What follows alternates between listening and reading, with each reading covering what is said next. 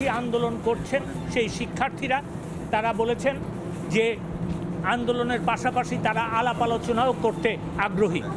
আমরা তাদের এই আলাপ আলোচনার প্রস্তাবে তাদেরকে স্বাগত জানাই। মাননীয় প্রধানমন্ত্রী তাদের এই প্রস্তাবকে অভিনন্দন জানিয়েছেন এবং তাদের এই প্রস্তাবের প্রেক্ষিতে মাননীয় প্রধানমন্ত্রী তাদের সাথে আলোচনা করার জন্য আমাকে আইনমন্ত্রীকে এবং শিক্ষামন্ত্রী বিরোধী আন্দোলন করছেন সেই শিক্ষার্থীরা তারা বলেছেন যে আন্দোলনের পাশাপাশি তারা আলাপ আলোচনাও করতে আগ্রহী। আমরা তাদের এই আলাপ আলোচনার প্রস্তাবে তাদেরকে স্বাগত জানাই। মাননীয় প্রধানমন্ত্রী তাদের এই প্রস্তাবকে অভিনন্দন জানিয়েছেন এবং তাদের এই প্রস্তাবের প্রেক্ষিতে মাননীয় প্রধানমন্ত্রী তাদের সাথে আলোচনা করার জন্য আমাকে আইনমন্ত্রীকে এবং শিক্ষামন্ত্রী। সুপ্রিম কোর্টের রায়ের পরই জরুরি বৈঠকে বাংলাদেশের প্রধানমন্ত্রী শেখ হাসিনা। বৈঠকে ছিলেন বাংলাদেশের 3 সেনা প্রধান, ছিলেন প্রধানমন্ত্রীর নিরাপত্তা উপদেষ্টাও। পরিস্থিতি নিয়ন্ত্রণে আনতে বৈঠক করলেন শেখ হাসিনা। সুপ্রিম কোর্টের রায় সামনে এসেছে, যেখানে বলা হয়েছে 93% মেধার ভিত্তিতে নিয়োগ হবে সরকারি চাকরিতে, এবং সেই রায় সামনে আসার পর জরুরি বৈঠক করলেন প্রধানমন্ত্রী হাসিনা। জরুরি বৈঠকে ছিলেন বাংলাদেশের 3 সেনা প্রধান, ছিলেন প্রধানমন্ত্রীর নিরাপত্তা উপদেষ্টাও। পরিস্থিতি নিয়ন্ত্রণ কিভাবে করা যায় সেই জন্যই এই বৈঠক করেন হাসিনা।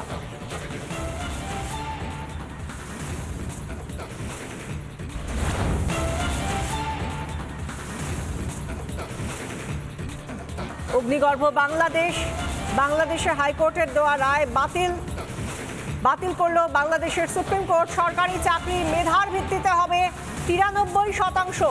মুক্তিযোদ্ধার সংরক্ষণ 30% থেকে কমে হলো 5%।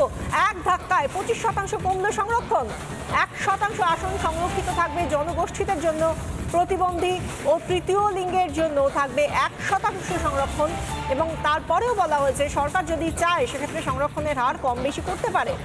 শুনানিতে জানালো বাংলাদেশের সুপ্রিম কোর্ট। সংরক্ষণের বিষয়ে দ্রুত বিজ্ঞপ্তি জারির নির্দেশ দেওয়া হয়েছে বাংলাদেশের হাসিনা সরকারকে। বাংলাদেশের হাইকোর্টের দেওয়া রায় বাতিল করল সেদেশের সুপ্রিম কোর্ট। সরকারি চাকরিতে মেধা ভিত্তিতে হবে 93% মেধার ভিত্তিতে হবে নিয়োগ। মুক্তিযোদ্ধার ক্ষেত্রে সংরক্ষণ ছিল 30%, সেখান থেকে কমে হলো 5%, অর্থাৎ এক ধাক্কায় 25% কমল মুক্তিযোদ্ধা সংরক্ষণ। 1% আসন সংরক্ষিত জনগোষ্ঠীদের জন্য, প্রতিবন্ধী ও তৃতীয় লিঙ্গের জন্য থাকবে 1% সংরক্ষণ। সরকার চাইলে সংরক্ষণের হার কম বা বেশি করতে পারে। শুনানিতে জানালো বাংলাদেশের সুপ্রিম কোর্ট। সংরক্ষণের বিষয়ে দ্রুত বিজ্ঞপ্তি জারির নির্দেশ হাসিনা সরকারকে। বিরোধী আন্দোলন করছেন সেই শিক্ষার্থীরা তারা বলেছেন যে আন্দোলনের পাশাপাশি তারা আলাপ আলোচনাও করতে আগ্রহী। আমরা তাদের এই আলাপ আলোচনার প্রস্তাবে তাদেরকে স্বাগত জানাই। মাননীয় প্রধানমন্ত্রী তাদের এই প্রস্তাবকে অভিনন্দন জানিয়েছেন এবং তাদের এই প্রস্তাবের প্রেক্ষিতে মাননীয় প্রধানমন্ত্রী তাদের সাথে আলোচনা করার জন্য আমাকে আইনমন্ত্রীকে এবং শিক্ষামন্ত্রী বিরোধী আন্দোলন করছেন সেই শিক্ষার্থীরা তারা বলেছেন যে আন্দোলনের পাশাপাশি তারা আলাপ আলোচনাও করতে আগ্রহী। আমরা তাদের এই আলাপ আলোচনার প্রস্তাবে তাদেরকে স্বাগত জানাই। মাননীয় প্রধানমন্ত্রী তাদের এই প্রস্তাবকে অভিনন্দন জানিয়েছেন এবং তাদের এই প্রস্তাবের প্রেক্ষিতে মাননীয় প্রধানমন্ত্রী তাদের সাথে আলোচনা করার জন্য আমাকে আইনমন্ত্রীকে এবং শিক্ষামন্ত্রী। সুপ্রিম কোর্টের রায়ের পরই জরুরি বৈঠকে বাংলাদেশের প্রধানমন্ত্রী শেখ হাসিনা। বৈঠকে ছিলেন বাংলাদেশের 3 সেনা প্রধান, ছিলেন প্রধানমন্ত্রীর নিরাপত্তা উপদেষ্টাও। পরিস্থিতি নিয়ন্ত্রণে আনতে বৈঠক করলেন শেখ হাসিনা। সুপ্রিম কোর্টের রায় সামনে এসেছে, যেখানে বলা হয়েছে 93% মেধার ভিত্তিতে নিয়োগ হবে সরকারি চাকরিতে।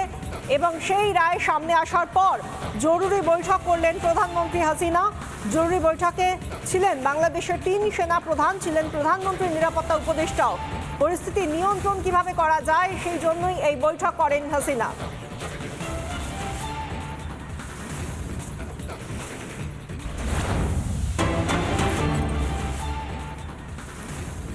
বাংলাদেশ থেকে ফিরল 20 জন ছাত্রী, ফিরল 20 জন ডাক্তারি পড়ুয়া। পেট্রাপোল বন্দর দিয়ে তাঁরা ভারতে প্রবেশ করলেন। এই ছাত্রীরা বাংলাদেশ থেকে ফিরলেন এই 20 ছাত্রী। পেট্রাপোল বন্দর দিয়ে ভারতে প্রবেশ এই মেডিকেলের ছাত্রীদের, যারা 20 জন দেশে ফিরলেন। এই অগ্নিগর্ভ পরিস্থিতি বাংলাদেশে, সেই জায়গা থেকে কত দ্রুত পড়ুয়াদের দেশে ফেরানো যায় সেই চেষ্টাই কেন্দ্রীয় সরকারের তরফ থেকে বারবার করা হচ্ছে। এবং আজও আমরা দেখতে পাচ্ছি 20 জন ডাক্তারি পড়ুয়া ফিরলেন পেট্রাপোল বন্দর দিয়ে ভারতে। এরা হচ্ছে মেডিকেল স্টুডেন্ট, বাংলাদেশে এরা পড়তে যায়, পড়ার জন্য যায়, মেডিকেল কোর্স কমপ্লিট করার জন্য ওখানে বাজেটটা অনেক কম। তা না হলেও আমাদের ইন্ডিয়ান 20,000-এর উপরে স্টুডেন্ট আছে ওখানে। তো এরা প্রতি বছরই যাতায়াত করে, বছরে এরা 2বার যাতায়াত করে, 6 মাস অন্তর অন্তর। আর এবার তো বাংলাদেশের ওই সিচুয়েশনের জন্য এরা চলে এসছে, একটা পরিস্থিতি খারাপের কারণে। এরা গুজরাটের আছে, কাশ্মীরের আছে, ইউপির আছে, তো ওই সারা ইন্ডিয়ারই সব জায়গারই। কিন্তু বাংলাতে মুর্শিদাবাদের আছে, বহরমপুরের আছে। বাংলাদেশে আত্মীয়ের বাড়িতে যান মুর্শিদাবাদের মুমতাজ বেগম। বাংলাদেশের পরিস্থিতি দেখে ভারতে ফিরে এলেন তিনি। ভারতে ফিরে জানালেন তাঁর ভয়াবহ অভিজ্ঞতার কথা।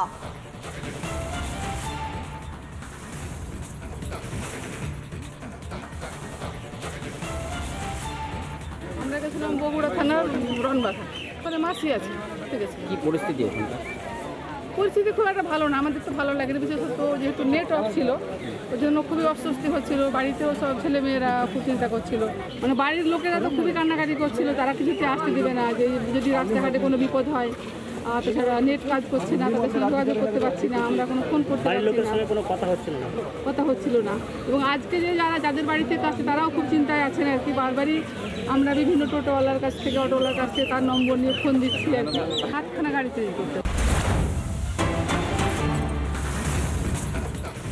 বাংলাদেশের থেকে আসা পড়ুয়াদের হিসেব দিল বিএসএফ। 18 থেকে 21 জুলাই পর্যন্ত তথ্য দিল বিএসএফ। অশান্তির কারণে সীমান্ত পেরিয়ে আসছেন পড়ুয়ারা, ভারতে আসছেন নেপাল, ভুটানের পড়ুয়ারাও। 24 ঘন্টার জন্যই খোলা অভিবাসন ডেস্ক। বাংলাদেশ থেকে কতজন পড়ুয়া ফিরলেন তার হিসেব দিল বিএসএফ। 18 থেকে 21 জুলাই অর্থাৎ আজ পর্যন্ত সেই তথ্য দেওয়া হয়েছে বিএসএফ এর তরফ থেকে। আমাদের সঙ্গে রয়েছেন আমাদের প্রতিনিধি অর্ণব। এই বিষয়ে আরো বিস্তারিত জানতে চাইবো। একই রকম বিষয়টা যেটা জানানো হচ্ছে বিএসএফ এর তরফ থেকে, ইন্দো বাংলাদেশ বর্ডারের যে বিভিন্ন চেকপোস্ট গুলো রয়েছে সেই চেকপোস্ট গুলো দিয়ে কিন্তু ইতিমধ্যেই ভারতে আসতে শুরু করেছেন যে সমস্ত ছাত্রছাত্রীরা বাংলাদেশে পড়াশোনা করেন তারা। তার কারণ বাংলাদেশের যে অবস্থা, সেই অবস্থায় দাঁড়িয়ে তারা কিন্তু নিজেদের দেশে ফিরে আসাটাকেই সেফ মনে করছেন। এবং তার পাশাপাশি যদি দেখা যায় যে শুধু ভারতেরই নয়, নেপাল এবং ভুটানের যারা ছাত্রছাত্রীরা বাংলাদেশে গেছিলেন পড়াশোনার জন্য, তারাও কিন্তু ইতিমধ্যেই ফেরত আসা শুরু করেছেন ভারতের। এবং ভারতের যে চেকপোস্ট গুলি রয়েছে তার মধ্যে হিলি রয়েছে, পেট্রাপোল রয়েছে, সেগুলো দিয়ে ইতিমধ্যেই কিন্তু তারা প্রবেশ করা শুরু করেছেন। এবং এখনো পর্যন্ত 1062 জন যে ছাত্রছাত্রী তারা কিন্তু এসেছেন। এবং তার মধ্যে কিন্তু নেপাল এবং ভুটানের যারা ছাত্রছাত্রীরা তারাও কিন্তু রয়েছেন, তারাও কিন্তু এসেছেন। এবং তাদের প্রত্যেককে যাতে ইমিগ্রেশনে কোনো অসুবিধা না হয় সেই জন্য কিন্তু বিএসএফ এর তরফ থেকে 24x7 যে ব্যবস্থাপনা, সেই ব্যবস্থাপনা রাখা হচ্ছে। এবং ইমিগ্রেশন ডিপার্টমেন্টও কিন্তু 24 ঘন্টায় তাদের ইমিগ্রেশন ডেস্ক খুলে রাখছে এবং সেগুলোর মাধ্যমে যত দ্রুত সম্ভব তাদের বাড়িতে পৌঁছে দেওয়ার চেষ্টা করা হচ্ছে। ধন্যবাদ অর্ণব।